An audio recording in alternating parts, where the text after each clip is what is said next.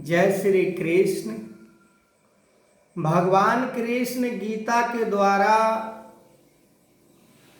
मानव को ये समझाने का प्रयास किए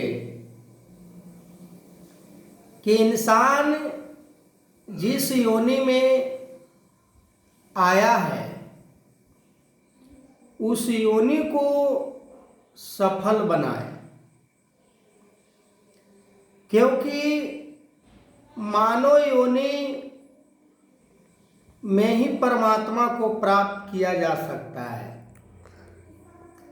बाकी अन्य योनियां केवल भोग योनि है, कर्म योनि नहीं है कि किसी को कर्म करके वो किसी को हेल्प कर सके, किसी को सपोर्ट कर सके। पर मनुष्य चेतनशील प्राणी होने के बावजूद भी ये इतना पावरफुल है, इसके अंदर हाई एनर्जी विवेक बुद्धि जो लगाया परमात्मा ने, उस बुद्धि विवेक से परमात्मा को भी प्राप्त करने का क्षमता लगाई गई है मनुष्य को दिमाग के अंदर। पर दिमाग को परमात्मा को प्राप्त करने में नहीं लगाता है, बुद्धि को परमात्मा को प्राप्त करने में नहीं लगाता है। वो किधर लगाता है? वो संसार के सुख आराम के लिए वो पूरे जीवन लगा देता है, पर उसे फिर भी शांति नहीं मिलता, फिर भी उसे सुख नहीं प्राप्त होता है, क्योंकि उसने सुख का जो स्रोत है उसको उसने चुना ही नहीं। वो तो नश्वर चीजों को ही महत्व दिया, नश्वर चीज को ही वो अपना मान बैठा, जो कि संसार में उसका कुछ नहीं है। मनुष्य का ये संसार में कुछ भी नहीं है, फिर भी अपना मत उसके ऊपर कायम करके रखते हैं कि मेरा है, ये अपना है। बड़े बड़े ज्ञानी को भी ऐसे बुद्धि से युक्त मैंने देखा है, जो पूरे ज्ञान को निचोड़ के रख देते हैं। उनके अंदर भी ये दुर्बुद्धि समाप्त नहीं हुई है कि ये मेरा है, ये मैं ही करता हूं, या मैंने किया है, या मैं ही कर सकता हूं, या मैं नहीं रहूंगा तो कोई दूसरा नहीं रह सकता है,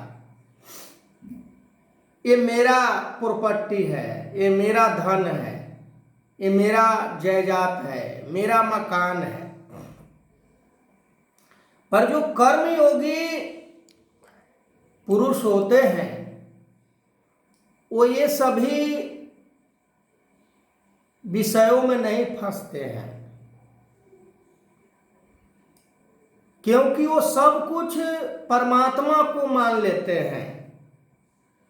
जब मैंने इसे बनाया ही नहीं, मेरा है ही नहीं, तो मैं अधिकार क्यों इसके ऊपर जताऊं?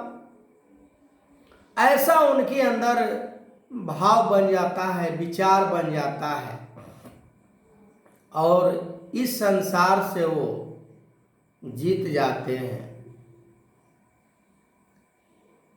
पर जीतते वही है जो पहले हार जाते हैं। जो पहले ही जीत गया पहले ही अपने आप को जीता हुआ महसूस कर रहा है तो हार गया। जो हार गया वो समझो जीत गया। हम किसी के आगे झुकते नहीं हैं, हम किसी के आगे अपने आप को छोटा साबित नहीं करना चाहते हैं। सबसे पहले बाबा हरदेव सिंह जी महाराज ज्ञान देते समय एक बात समझाते थे कि हमें हर किसी से प्रेम करना है। अब हर किसी से प्रेम कैसे होगा? ज्ञान नहीं होगा तो प्रेम नहीं होगा, क्योंकि वहां दूरी दिखाई देगा ना कि ये अपना नहीं है, ये मेरे जाति वाला नहीं है, ये मेरे समाज वाला नहीं है, ये मेरे बराबरी वाला नहीं है, ये मेरे जैसे सोच वाला नहीं है, मेरे इतना लंबा नहीं है, मेरे इतना पढ़ा लिखा नहीं है, मैं जिस घर में रहता हूँ वैसा घर में ये नहीं रहता है, मैं जो वस्त्र पहनता हूँ वो वस्त्र ये नहीं पहनता है, मैं जिस गाड़ी से चलता हूँ वो गाड़ी इसके पास नहीं है, मैं जिस नौकरी को करता हूँ वैसा नौकरी नहीं है। यानी अनेक प्रकार से मन के अंदर वो गलत जो विचार है, भाव है, वो समाप्त नहीं होता है। जब छोटे छोटे भाव, छोटे छोटे अवगुण जब हमारे मन से आउट नहीं होता है, जब इसे हम नहीं बाहर कर पाते हैं, तो ये परमात्मा कैसे हमें दिखाई दे सकता है? नहीं। परमात्मा को पाने के लिए मन पवित्र, निर्मल, गंगा के समान होनी चाहिए। मन के अंदर इतना स्वार्थ है, इतना लोभ है, इतना अपना पराया के भेदभाव से जकड़ा हुआ है, पर हम कहते हैं कि सर्वव्यापी परमात्मा को मैंने जाना है। अरे क्या जाना है? कैसे जान सकता है?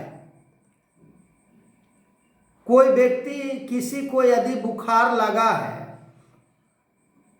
मैं बिना नापे कैसे बता सकता हूं कि कितना डिग्री इसके शरीर में बुखार है?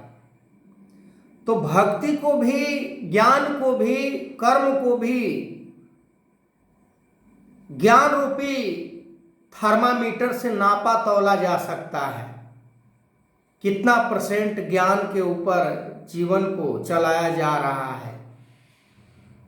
1% भी मन के अंदर स्वार्थ भावना है तो कदापि नहीं भक्ति हो रही है। असंभव है कि परमात्मा को प्राप्त कर सकता है।